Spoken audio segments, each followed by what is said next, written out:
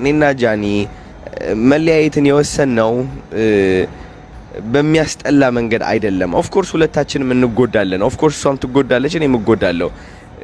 ግን አንዳንዴ ልብ ብለህ ስታስተውል የተለያየ የየራስህ መንገድ እንዳለ ታውቃለህ።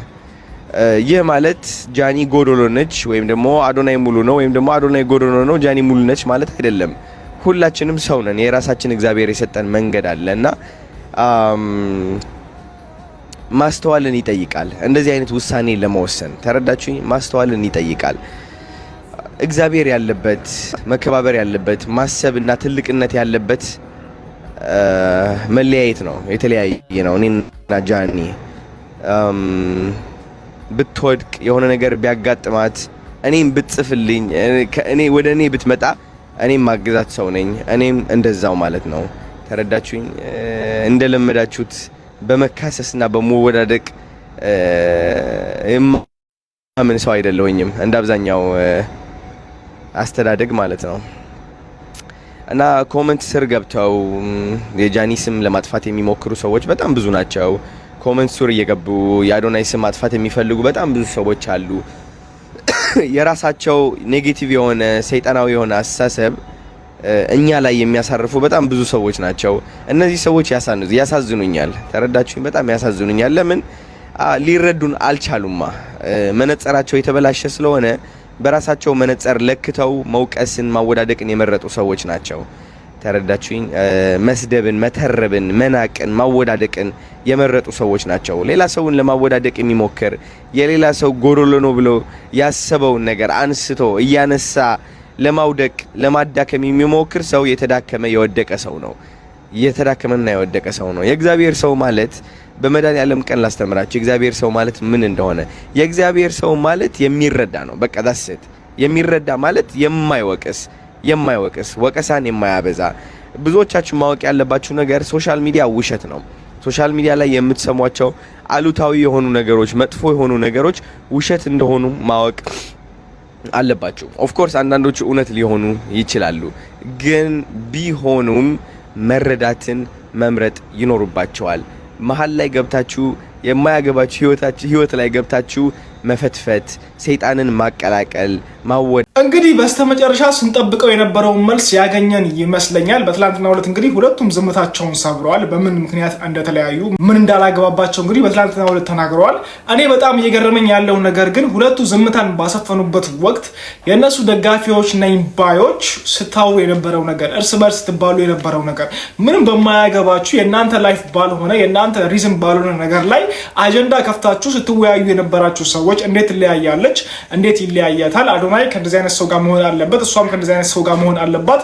ጃኒ ለአዶናይ አትመጥነውም፣ ጃኒ ትሟግጣለች፣ ስድነች፣ ባለየነች እያላችሁ የእሷንም ስም እያጠፋችሁ የነበራችሁ ሰዎች፣ የአዶናይንም ስም እያጠፋችሁ የነበራችሁ ሰዎች ምናችሁ ነው የሚያማችሁ?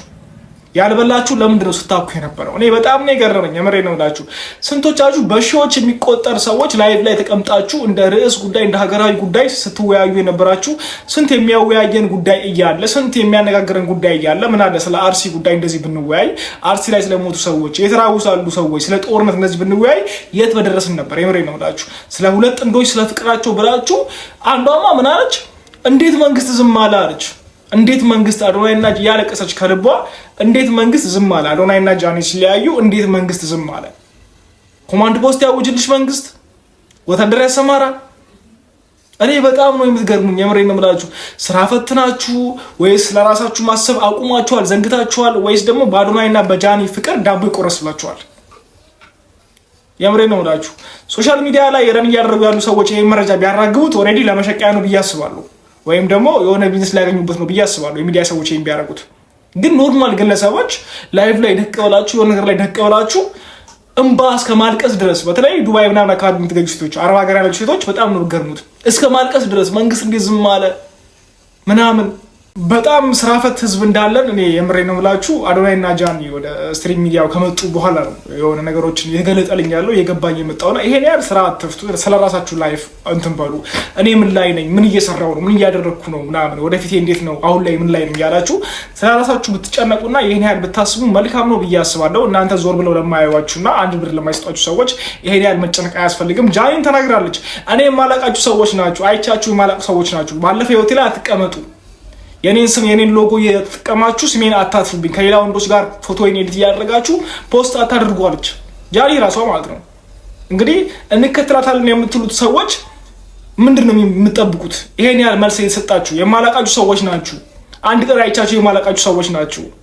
ልክ ልካችሁን የምነግራችሁ እያለች እናንተ ለሷ ትንገበገባላችሁ።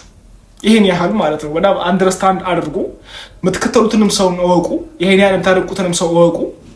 ሰውን እየለየን እንከተል እንምረጥ ለማለት ፈልጋለሁ። እንግዲህ ጃኒ በትላንትናው ዕለት ሁለታችንም ተለያይተናል። በስምምነት ነው የተለያየ ነው። ሰው ይመጣል ይሄዳል።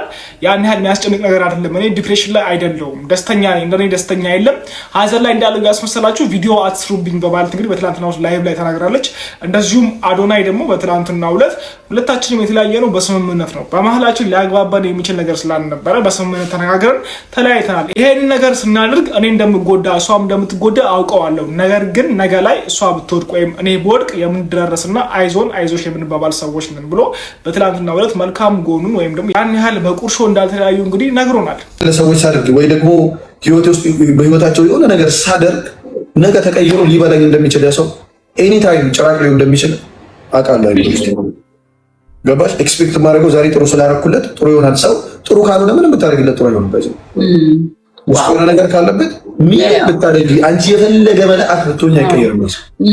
በጣም በቃ በጣም ፋክት ነገር ነው ያወራው። በቃ ትክክለኛ እግዚአብሔርን ኤክስፔክት ማድረግ የለብህም። ፍቅር ስትሰጥ ከዛ ሰው መጠበቅ የለብህም። ቴንክ ዩ ያን ነው ፍቅር። ከዛ ያ ሚስትሽ ከሰው የምንጠብቀውን እኛ እናደርግና ከዛ ከሰው አትጠብቂ። አንቺ ራስሽ ያን ሰው መጀመሪያ አለቀ። እና እንዴት ፍቅረኛ የለህም እስከዛሬ ግን እመቤቴን እንደዚህ ፍቅር አዋቂ ሆነ ማለት ከባድ እኮ ነው። ግን እንደዚህ አይነት ሰው የሚያውቅ ደግሞ ፍቅረኛ አይኖረውም። ባይዘው ሲንግል ነው የሚሆነው ነው ወንድሜ። በዚህ ዝም ብለህ አንድ ጌም የጋለ ጌም ጥሩ ነገር ተናገረ። እስኪ ንግግር የተመቻችሁ እስኪ ወደ ቲቪ ደግ የምትሉ ሰዎች እንደንደን በሰሩ ጋዜጠኛ ይሁንልን። አሜን ወይ ኤችዲ ግፍ ምናምን ይፋን አይሰራም። እኔ እናንተ ሪከርድ ማዳመቂያ እናንተ መሸቀያ አይደለም። ገባችኋ? እዚህ ጋር ከማንም ወንድ ጋር ትልጥፉኝ በመድኃኒዓለም እኔ ክብር ያለኝ ሴት ነኝ። እግዚአብሔርን በጣም ነው የሰለቻችሁኝ። እናንተ ደደብ ናችሁ እንዴ? አይደብራችሁም እንዴ? እኔ ከሁሉም ወንድ ጋር እየለጠፋችሁ ይሄን የምታጋቡኝ እኔ አልፈልግም። በእናታችሁ ስራዬን ልስራበት አርፌ እንዴ። በጣም ሬስፔክት እኔ ይኸውላችሁ ከምትወዱኝ ከሆነ ሬስፔክት አድርጉኝ። እኔ መጀመሪያ ማለት ነው ለእናንተ ሪከርድ ለአካውንት ማሳደጊያ አይደለሁም። እኔ ገባችኋ? ዚስ ሪል ላይፍ በቃ የኔ ትክክለኛ ላይፌ ነው፣ ወይም ደግሞ ፊልም አይደለም። ይሄ ገባችሁ? ፊልም ነው። ፊልም ማለት ሲኒማ ፊልም ይሄ የውሸት የሚቀረጽ ነው። እንደሱ መስሏችሁ ከሆነ የኔ ትክክለኛ ላይፍ ፍቅረኛ ነበረኝ። ከዛ በኋላ ይሄ የኔ ትክክለኛ ላይፌ ነው። ገባችሁ? ድራማ አይደለም። እባካችሁ ተረዱኝ በእናታችሁ በቃ ደደብ ናችሁ እንዴ እናንተ? እንዴት ነው እኔ ዝም ካገኛችሁት ወንድ ጋር እየደበለቃችሁ የምትወስዱኝ? እኔ አይደብራችሁ? አታስቡም እንዴ? ክብር እኮ አለኝ እኮ እኔ እንዴ።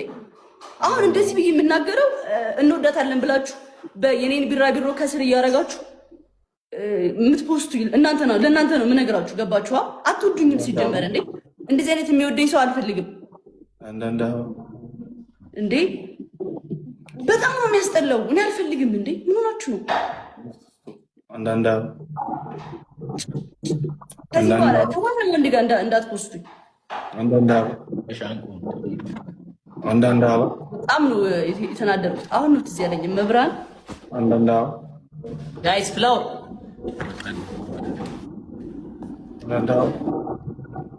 አለቀ እኮ ሻንቆ ስፒክ ያለቀ። ኧረ ግላብ ያለው ምን እረጋጋለሁ በእናት እንዴ። እዚህ ጋር ሳይው በቃ ሌላውን ያስጠላል እኮ እንደዚህ ደስ አይልም እንዴ። እሱ ነው ባሏ፣ እሱ ነው የምታገባ። እግዚአብሔር የሚመራኝ ሰው ነኝ። ጥላቻ የሌለኝ ሰው ነኝ። ሰው ማላወዳደቅ ሰው ነኝ። እኔ ከውድድር ዓለም የወጣው ሰው ነኝ። ውድድሬ ከትናንትና ማንነቴ ያደረኩኝ ሰው ነኝ። ውድድሬ ከሰዓታት በፊት ያደረኩኝ ሰው ነኝ እኔ። በቃ የራሴን መንገድ ማየት የቻልኩኝ ሰው ነኝ እኔ። የሌላ ሰው በረከት የኔ ውድቀት እንዳልሆነ የተማርኩኝና ያወቅኩኝ ሰው ነኝ እኔ። በቃ እግዚአብሔር ደግሞ የሚገባኝን እየሰጠኝ ይገኛል። በብዙ ነገር ተምሬያለሁ እኔ ህይወቴ ውስጥ በብዙ ነገር። የሰው ልብ ማሳዝን ሰው አይደለሁ። የሰው ልብ አላሳዝንም እኔ። አዶናይ በምንም ተአምር አጥፍቶም ቢሆን ይቅርታ ብሎ ያልፋል እንጂ በምንም ተአምር የሰው ልብ አያሳዝንም። በምንም ተአምር ሰውን አይዋሽም አዶናይ። ሁሌም በንጽህና አገለግላለሁ። እቺ ንጽህናዬን ያጣኋት ቀን እግዚአብሔር እንደሚከዳኝ አውቀዋለሁ እኔ። እግዚአብሔር እንደሚከዳኝ አውቀዋለሁ። ንጽህናዬን ያጣኋት ቀን ለገንዘብ ብዬ፣ ለታዋቂነት ብዬ፣ ለራሴ ጥቅም ብዬ ሌላ ሰውን ያታለልኩበት ጊዜ ንጽህና ይነጥቅብኛል እግዚአብሔር።